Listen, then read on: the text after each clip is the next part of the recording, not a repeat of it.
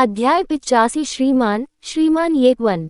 जैसे ही Liu fan अशिष्टता से बोल रहे थे, मंच पर नीलामीकर्ता ने नीलामी की अंतिम मछलियां, 2 शीर्ष पायदान की शोवा ट्राइक्लर कोई मछलियां निकाली। शोवा तिरंगे कोई का रूप देखकर पूरे कार्यक्रम स्थल पर हंगामा मच गया। हे भगवान, ये वास्तव में शोवा ट्राइक्लर कोई है। वास्तव में ऐसी उच्च श्रेणी की मछली प्रकट हुई। अय्या, अगर मुझे पता होता कि इतनी अव्वल दर्जे की मछली है तो मैं पहले बोली नहीं लगाता। इसे खरीदने के लिए पैसे रखना कितना अच्छा होगा।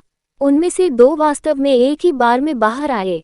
क्या इन्हें एक साथ बेचा जाएगा या अलग अलग नीलाम किया जाएगा? उन्हें एक साथ मत बेचो। एक मछली की कीमत पहले से ही बहुत ज्यादा है। शोवा ट्राइक्लर कोई का महत्व पहले ही मछली के मूल्य से अधिक हो गया था। यह एक तरह से लोगों की भाग्य की चाहत थी। ये 2 शीर्ष पायदान की शोवा ट्राइक्लर कोई मछली एक जोड़ी है, जिसमें एक नर मछली और एक मादा मछली है। इसलिए हम आज मिलकर उनकी नीलामी करेंगे। नीलामीकर्ता ने मुस्कुराते हुए कहा, शुरुआती कीमत 600,000 युआन है।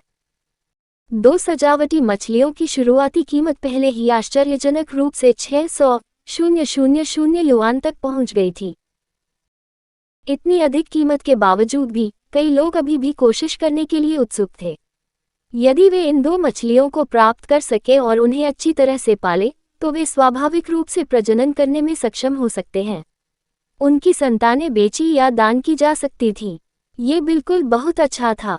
लियू फैन ने 2 शीर्ष श्रेणी की कोई मछलियों को देखा और लियू युन और ये हुआन को आंख मारी। उन्होंने कहा, युवा मास्टर लियू, क्या आप इसे आजमाने की हिम्मत करते हैं? ये जुबान ने चाय का एक घूंट लिया। क्या आप वाकई चाहते हैं कि हम बोली लगाएं? बिल्कुल नहीं, तो क्या मैं यहाँ तुम्हारे साथ बकवास कर रहा होता? लियू फैन की अभिव्यक्ति तिरस्कारपूर्ण थी। ये जुबान ने पलक झपकते हुए कहा, ओह, मैं बोली लगाने में अच्छा नहीं हूँ। मैंने इन 2 मछलियों के लिए 1.6 मिलियन की बोली लगाई।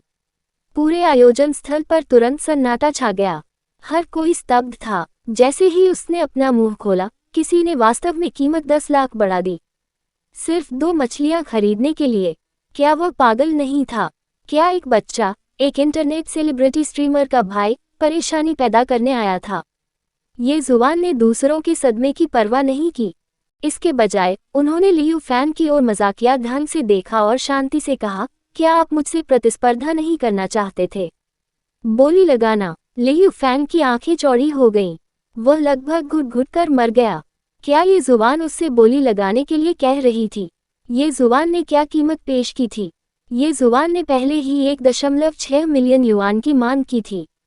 कौन अब भी उसके साथ खेल सकता है? हालांकि, क्या किसी लड़के के पास इतना पैसा था? लियू फैन ने अपने दिल में व्यंग्य किया और नीलामीकर्ता की ओर चिल्लाया, मुझे आपत्ति है। मुझे आपत्ति है। ऐसे लड़के के पास क्या पैसा हो सकता है? मैं आपसे अनुरोध करता हूं कि आप उसकी पूंजी का सत्यापन करें या उससे तुरंत फीस का भुगतान कराएं। ये जुबान ने 1.6 मिलियन की बोली लगाई। 10% हैंडलिंग शुल्क के साथ यह 1.76 मिलियन था।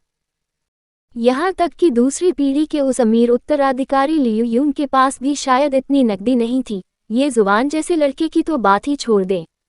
जैसे ही लियू फैन की आवाज आई, सभी की नज़र नीलामीकर्ता पर पड़ी।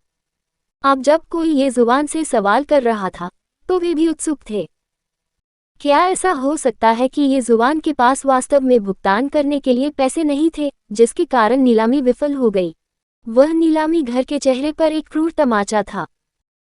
इससे पहले कि नीलामीकर्ता कुछ बोल पाता, अचानक दरवाजे के बाहर से 2 कदमों की आहट सुनाई दी। अयो, ऐसा लगता है कि हमें देर हो गई है। खेद, आज मुझे किसी चीज ने रोक लिया है। उनमें से एक व्यक्ति क्षमा मांगते हुए मुस्कुराया। सभी ने आवाज की दिशा में देखा और तुरंत उत्साहित हो गए। तब सभी अधिकारी और सरदार खड़े हो गए और बोलने वाले की ओर देखने लगे। बात करने वाला कोई और नहीं बल्कि ईस्ट सी बैंक के अध्यक्ष झांग त्यानिक सिंह थे। दूसरा हुआक्सिंग प्लाजा का पर्यवेक्षक था, जो एक बड़ा शॉट था। उपस्थित उच्च पदस्थ अधिकारियों और रईसों ने उन दोनों का गर्मजोशी से स्वागत किया। आया, राष्ट्रपति झांग, आप आज आकर खेलने के लिए स्वतंत्र क्यों हैं? यदि आप आ रहे हैं, तो आपको मुझे फोन करना चाहिए था। मैं निश्चित रूप से तुम्हें जल्दी उठा लूंगा। पर्यवेक्षक, आप राष्ट्रपति झांग के साथ यहाँ क्यों हैं? क्या आपके पास हाल ही में करने के लिए कोई अच्छा प्रोजेक्ट है? मेरा चेन्स तो हाल ही में हुआक्सिंग प्लाजा में स्थानांतरित होने की योजना बना रहा है। समय आने पर कृपया हमारा ख्याल रखना। उच्च पदस्थ अधिकारी और रईस चाहते थे कि वे उन दोनों के साथ संबंध बना सकें। कहने की जरूरत नहीं है, सुहाग में हुआक्सिंग प्लाजा की स्थिति स्पष्ट थी।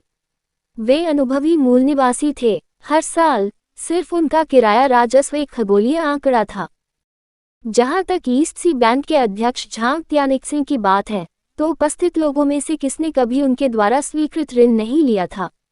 वे ऐसे भाग्य विधाता की आराधना अवश्य करना चाहेंगे। यहाँ तक कि मछली प्रदर्शनी नीलामी के पर्यवेक्षक भी उन दोनों का स्वागत करने के लिए व्यक्तिगत रूप से सामने आए। उन्होंने 2 बड़े शॉट्स के लिए माफी भी मांगी। राष्ट्रपति झांग, पर्यवेक्षक माँ, मुझे क्षमा करें, मैं अभी व्यस्त था और आप दोनों को आते नहीं देखा। कृपया इसे दिल पर न लें। झांग त्यानिक्सिंग ने बार बार अपना हाथ लहराया और मुस्कुराते हुए कहा, हर कोई बहुत विनम्र है। हम तो बस इकट्ठा होने आए थे। मुझे याद आया कि आज यहाँ मछली की प्रदर्शनी है, इसलिए मैं जानबूझकर वहाँ देखने आया हूँ। इस समय झांग त्यानिक्सिंग ने नीलामी के केंद्र की ओर देखा और अफसोस के साथ कहा, अय्या, ऐसा लगता है कि हमें बहुत देर हो गई है। देखने से लगता है क्या ये पहले ही खत्म हो चुका है? लियू फैन झांग त्यानिक्सिंग को नहीं जानते थे, लेकिन उन्होंने राष्ट्रपति झांग के बारे में सुना था। उनके पिता की कंपनी पर भी उनका कर्ज था। वह अचानक उठ खड़ा हुआ।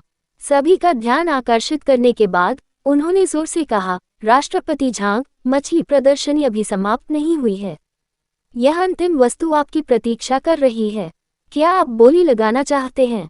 जब ये हुआ ने राष्ट्रपति झांग और हुआक्सिंग प्लाजा के बॉस को देखा, तो वह उनका स्वागत करने के लिए भी नहीं उठे। लियू फैन को यकीन था कि ऐसे बच्चे ने निश्चित रूप से दुनिया का ज्यादा हिस्सा नहीं देखा होगा। कहानी खत्म। अलविदा।